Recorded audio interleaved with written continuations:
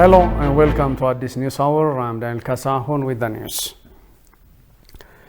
President Saleh Zode made an opening statement at the global education meeting co-hosted by President of France Emmanuel Macron and Director General of UNESCO Audrey Azoulay. The President dedicated her efforts as chair of the International Commission on the Futures of Education to all women, especially to Ethiopian women who are bearing the brunt of armed conflict. On the occasion, she called for an increased investment in education to enhance access to all, particularly women.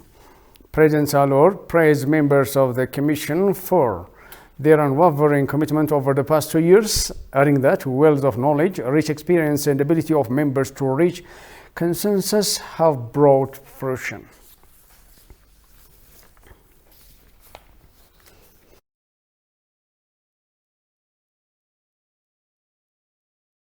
Prime Minister Abiy Ahmed calls on Ethiopians to put their collective effort to build a strong nation. The Premier tweeted, quote unquote, "National building is a collective effort. Each one of us play a critical role in Ethiopia's success. Let's continue building on these efforts."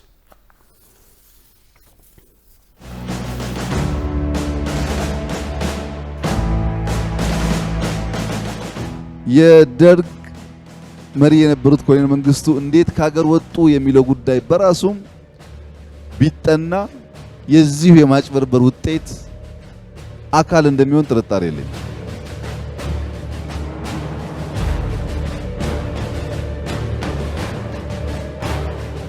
በዚህ ነው በእኛ ጊዜ ከጀርባ ያለፉ ያ ተይዟል ይሄ ተይዟል አዲስ አበባ ገብተናል እያሉ ወደ ውስጥ ያለውን ሰራዊት ራሱ የማባባት አሁንም ለመጠቀም የሚሞክሩት ይሄንን ነው።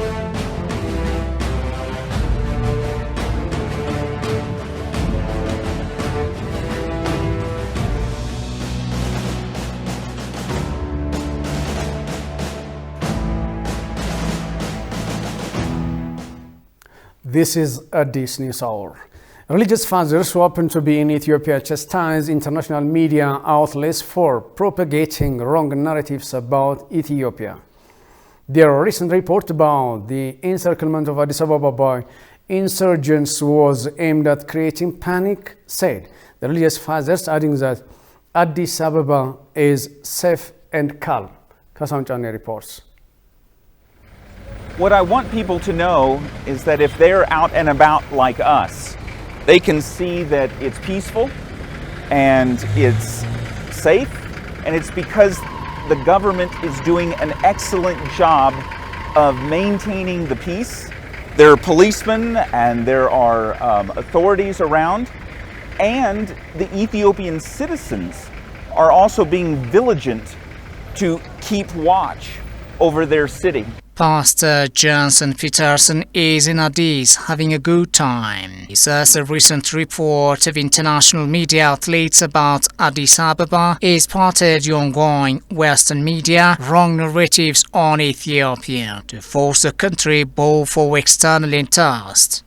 Traveling around has been completely peaceful and people are warm and welcoming, so it was quite surprising for me to hear reports from other news agencies talking about riots and violence, and that made no sense to me because I have been around the whole city. In fact, we drove right past the peace rally, and everyone was peaceful and supportive of the government and supportive in a peaceful way of the united Ethiopian country. And so it like I said, it's surprising the narrative that is being told by others, because that is not at all what it is here on the ground. I feel very safe, very welcome being here in Ethiopia. Binyam Wolde-Tensai, on his part, reproached some Western media outlets for the intensified false propaganda against Ethiopia. This time, our missionaries, when they come here, they witnessed and they observed what's going on in Addis Ababa. As you know, the news media of the Western world are trying to mar the identity of our country. And it's not only that, their fabricated stories and false narratives are hurting Ethiopia and the Ethiopian people. So, which is completely heartbreaking. But the truth is, Addis Ababa, the capital city of Ethiopia, is very peaceful. Blaming some media houses that are bent on disseminating gloomy pictures, false narratives and creating hysteria, Johnson Peterson accentuated that the people should work on the truth to protect the nation. Every nation is exalted when righteousness is exalted.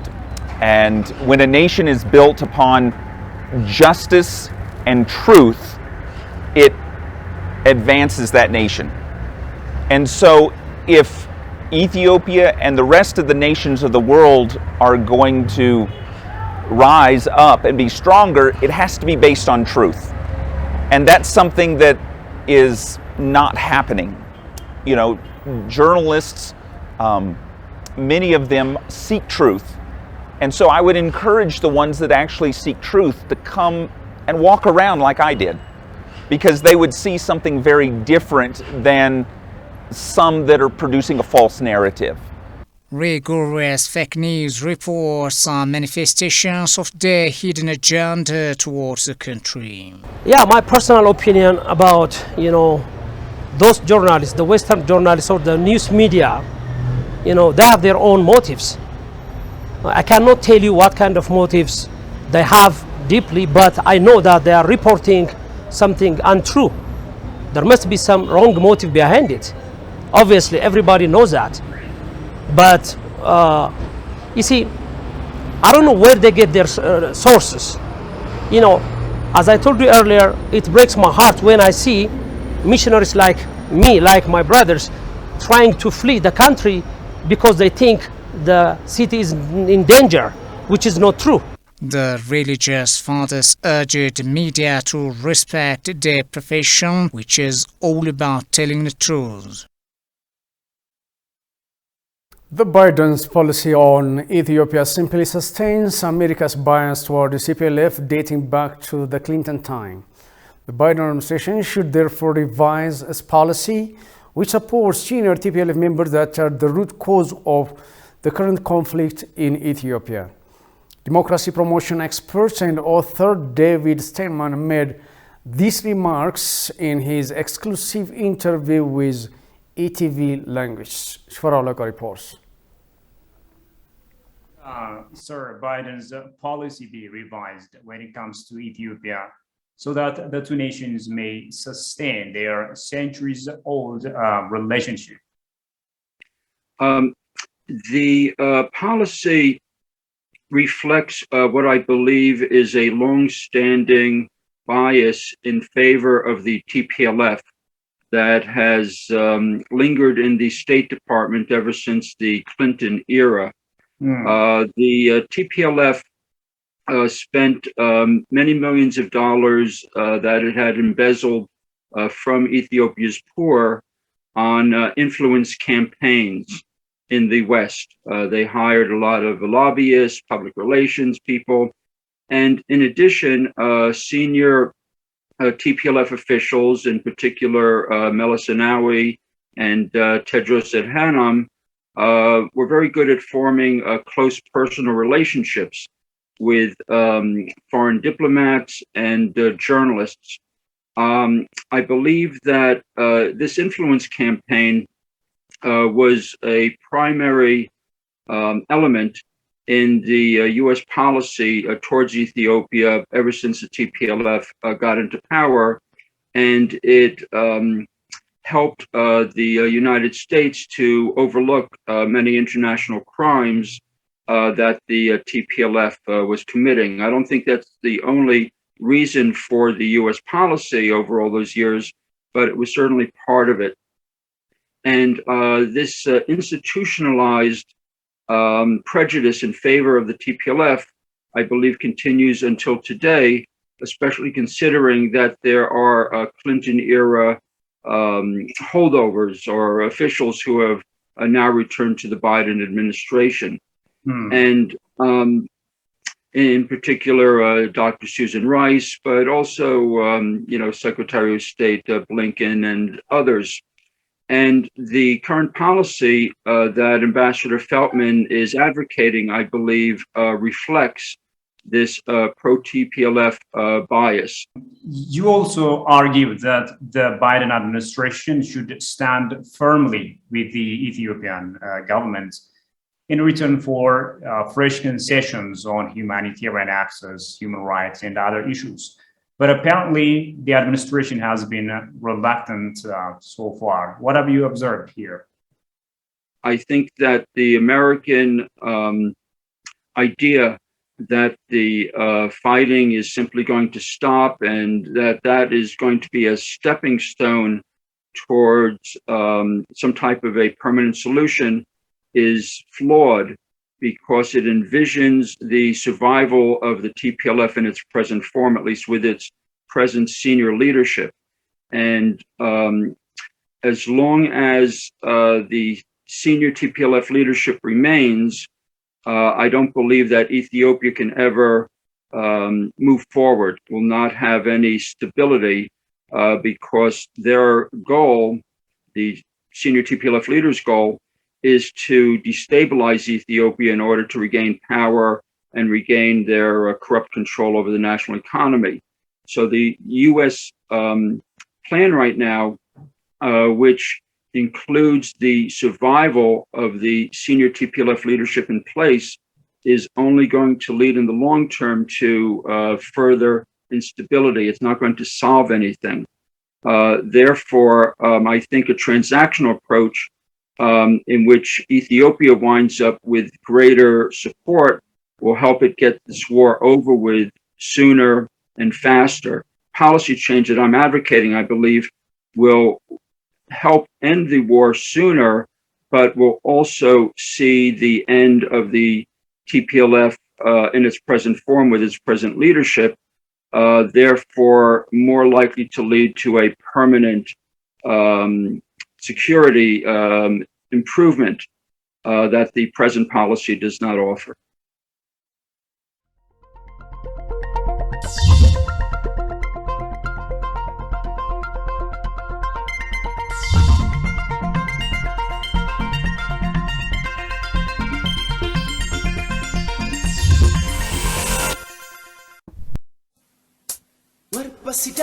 Techula omwe ada batemwe Techula omwe ada batemwe Techula omwe ada batemwe Techula omwe ada batemwe Eshategesha fire fire fire fire fire Sidama fire Sidama fire Fire fire fire fire fire Sidama.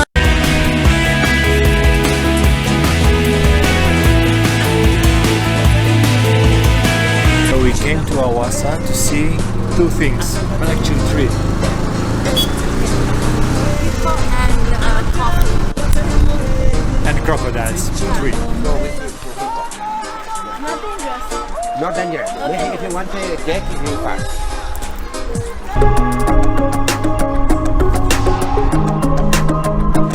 Ce mi-e frică că ne-au dat vestele astea, eu știu să not, dar nu știu să not lângă hipopotami.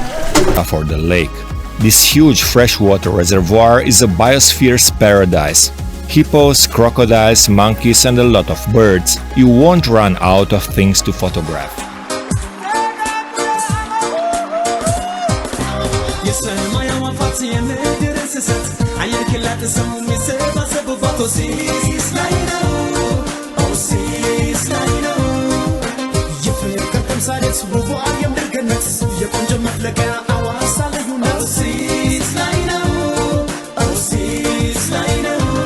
Lake view, let us show you how it looks like.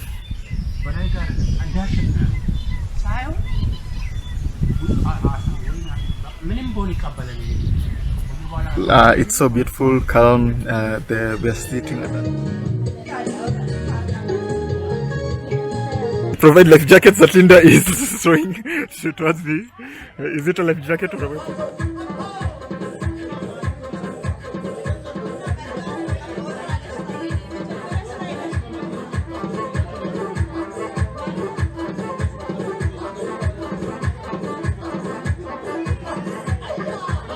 Welcome back. This is Addis News Hour. The United States and its allies have launched an integrated campaign against Ethiopia through their giant media outlets and humanitarian organizations to tarnish the image of the East African nation. The integrated campaign is a direct attack to the government and people of Ethiopia. In a virtual interview with ABC English, Omar Julo, chief of Gambela State, says interference of some Western countries and the United States is particularly on Ethiopia's internal affairs absolutely unacceptable, as Ethiopia is a sovereign nation. Umar stressed their undue pressure also has no legal ground. The country, meaning interfering in the Ethiopian affairs, is totally out of law, which cannot be expected from such country or from such developed country like America and alike. By now, we know that the administration of Biden and some opposition group who are living there in America, we know what they are doing. But because we are a sovereign country, we can defend our country by ourselves. No one can oblige us, or no one can force us to do something which is not our interest. So we have a right to protect our country. Then we can struggle with them. They cannot interfere in our affair. The chief added some international media outlets have been trying to support the TPLF through propagating fake news against Ethiopia, contrary to the objective reality. These news and propaganda are out of reality, because we know what is on the ground here in Ethiopia. Even those who are there, they know what is here in Ethiopia. So they are doing what is not expected from them. But because we know our situation, the problem in Ethiopia, we know is our problem. We are averting it by different means. Even if they release unnecessary news and propaganda, we should not surprise of that, because we are doing our part in every aspect to avert the condition or the problem that is facing us. Former ambassadors of the United States to Ethiopia, Tibor Nagy and Donald Bowles, stated that the ongoing attempts of external powers to interfere in internal affairs of Ethiopia would not bring solution to the current situation in the country. They underlined that Ethiopia have to narrow their differences with dialogue and other peaceful mechanisms to address the ongoing disputes. Ethiopians will never kneel for external pressures, as their history clearly indicates, they say. The only mechanism which is needed much to address the current circumstances is a domestic solution that must be led by Ethiopians themselves, the diplomats said. They further call on the international community to facilitate conducive environment for Ethiopians in order to enable them address their problems by their own means.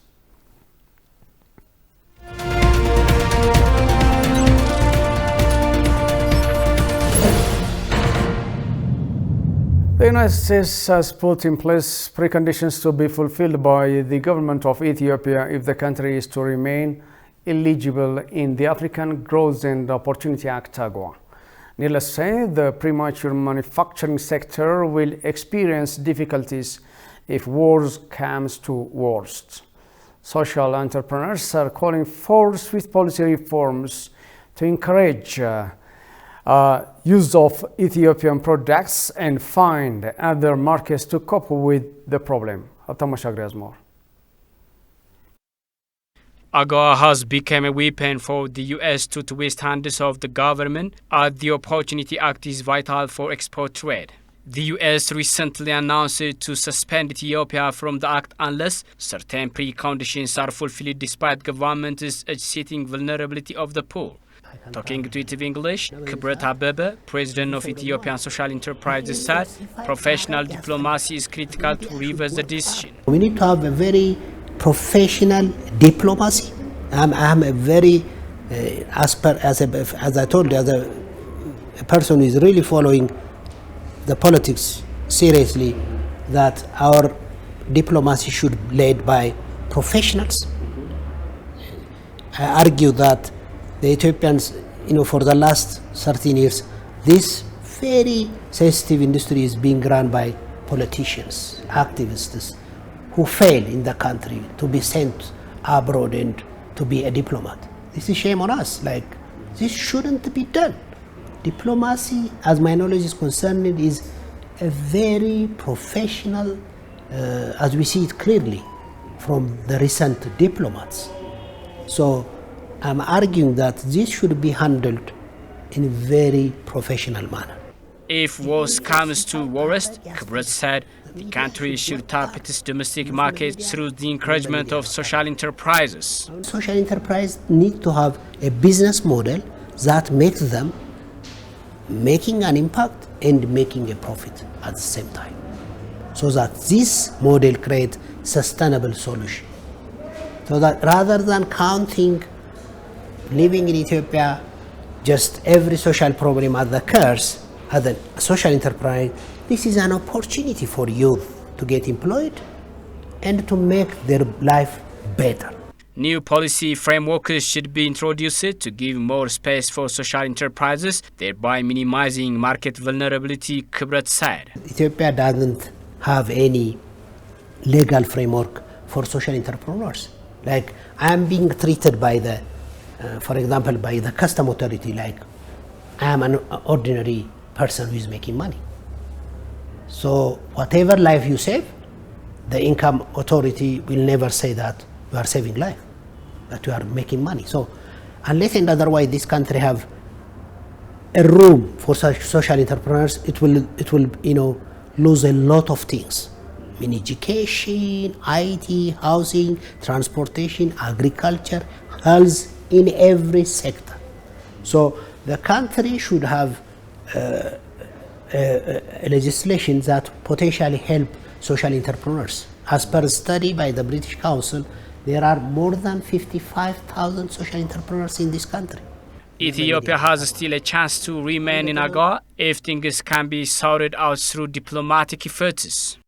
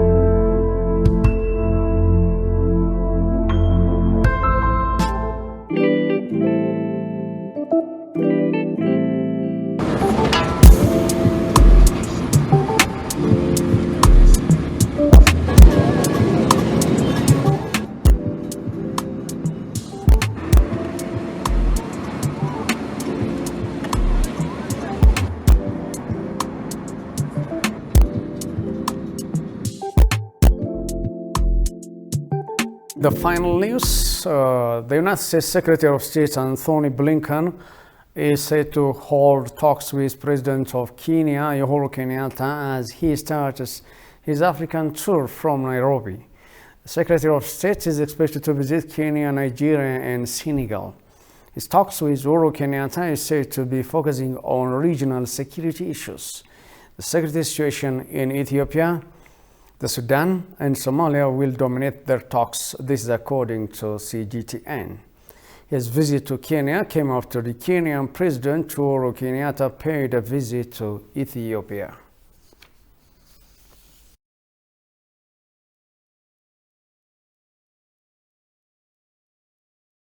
A reminder of the headlines. Democracy promotion expert urges America to stop supporting TPLF terrorists for national peace. And the American-based religious fathers denounce fabricated news stories regarding Ethiopia.